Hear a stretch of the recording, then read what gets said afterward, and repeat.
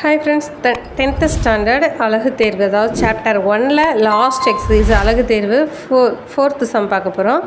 A = 9, 10, 11, 12, 13, 14, 15, 16, 17 என்க மற்றும் f from A to n ஆனது f of n = n இன் அதிகபட்ச பகாக்காரணி, அதாவது பகாக்காரணியே ஒரே நம்பருக்கு 2-3 கூட இருக்கலாம், அதில் அதிகமான பகாக்காரணியை தான் நம்ம எடுத்துக்கணும்னு சொல்லியிருக்காங்க. n belongs to A என வரையறுக்கப்பட்டால் f இன் வரிசை ஜோடிகளின் கணத்தை எழுதுக மற்றும் f இன் வீச்சகத்தை காண்க அப்படின்னு சொல்லியிருக்காங்க. ஸோ கண்டுபிடிக்கலாமா, எப்படி செய்கிறதுன்னு பார்க்கலாம். ஃபஸ்ட்டு என்ன கொடுத்துருக்காங்க, given A கொடுத்துருக்காங்க இல்லையா, ஏங்கிற கணம், அதை நம்ம எழுதிக்கலாம். given A = அதெல்லாம் கொடுத்துருக்காங்க 9, 10, 11, 12, 13, 14, 15, 16 and 17 சொல்லியிருக்காங்க. சரியா, இப்போ நம்மளுக்கு என்ன கேட்டிருந்தாங்க என்ன சொல்லியிருந்தாங்க அப்படின்னா, f from A to n ஆனது f from A to n என்ன சொல்லியிருந்தாங்க அப்படின்னா, f of n = n இன் அதிகபட்ச பகாக்காரணி. சரியா, ஸோ நாம் இப்போ f கண்டுபிடிக்கலாம். இப்போ f கண்டுபிடிக்கணும். fல எனக்கு என்னென்னலாம் இருக்கணும் அப்படின்னா,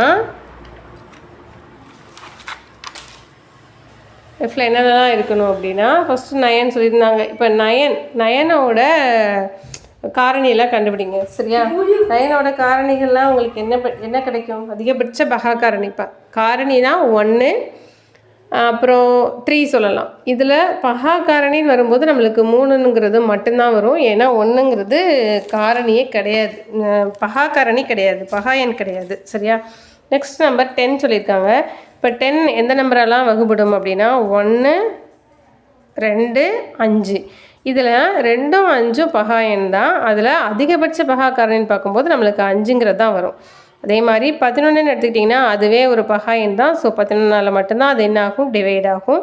நெக்ஸ்ட்டு 12 எதாலெல்லாம் டிவைட் ஆகும், 1, 2, 3, 4, 6 எல்லாம் டிவைட் ஆகும். இதில் 2, 3 மட்டும்தான் நம்மளுக்கு பகாக்காரணி, அதில் அதிகபட்ச பகாக்காரணின்னு எடுத்துகிட்டா 3 தான். நெக்ஸ்ட்டு 13ங்கிறதே ஒரு பகாக்காரணி தான், அது ஒரு 13ங்கிற நம்பரால் மட்டும்தான் வகுப்படும். அடுத்து 14 எதெல்லாம் வகுப்படும், 1, 2, 7. ஸோ 7, 14. இப்போது 7ங்கிறது தான் அதில் அதிகபட்ச பகாக்காரணி, 2ம் பகாயன் தான், ஆனால் அதிகபட்சமான பகாயன் கிடையாது. அதில் 2ல் அதிகமானது இது தான். நெக்ஸ்ட்டு 15 எடுத்துக்கலாம். 1, 3, 5 15ஆல் வகுப்படும். ஸோ 5 தான் இதில் அதிகபட்ச பகாக்காரணி. 16 எடுத்துட்டிங்கன்னா 1, 2, 4, 8 இந்த நம்பரெல்லாம் வகுப்படும். பட் இதில் பார்த்தீங்கன்னா இந்த 4, 8 எல்லாமே பகாயன் கிடையாது, 2 மட்டும்தான் பகாயன். ஸோ அதில் 2 தான் வரும். நெக்ஸ்ட்டு 17 பகாயன் தான். ஸோ 17 தான் வகுப்படும். ஓகே, அவ்வளோதான். ஸோ இந்த ஃபங்க்ஷன் தான் கண்டுபிடிக்க சொல்லியிருந்தாங்க. ஸோ நம்ம கண்டுபிடிச்சாச்சு. நெக்ஸ்ட்டு சம் பார்க்கலாமா. Next sum 5th sum. 5th sum என்ன கொடுத்துருக்காங்கன்னு பாருங்கள். f of x = √1 + √1 - √1 - x² என்ற சார்பின் மதிப்பகத்தை காண்க அப்படின்னு சொல்லியிருக்காங்க. நெக்ஸ்ட்டு இதுக்கு முன்னாடி இந்த சம்மில் எஃபோட வீச்சகத்தை கண்டுபிடிக்க சொல்லியிருக்காங்க. ஸோ அதையும் எழுதிடலாம். இப்போ எஃபோட வீச்சகம், எஃபின் வீச்சகம் என்னென்ன ஆன்சர்லாம் கிடச்சதோ அதுதான் நம்மளுக்கு வீச்சகம். சரியா, ஸோ 3, 5, 11, 3, 13, 7, 5, 2, 17. ஸோ இதை நம்ம அசெண்டிங் ஆர்டரில் எழுதணும்னா எழுதிக்கலாம்.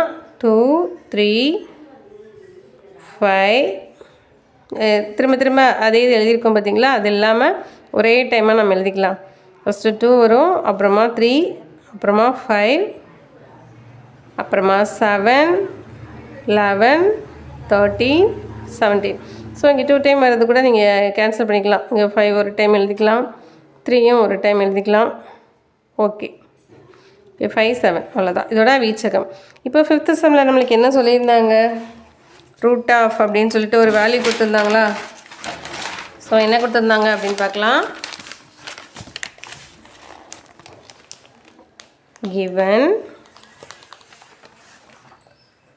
f of x equal to root of 1 plus root of 1 minus root of 1 minus x squared அப்படின்னு சொல்லியிருந்தாங்க. சரியா?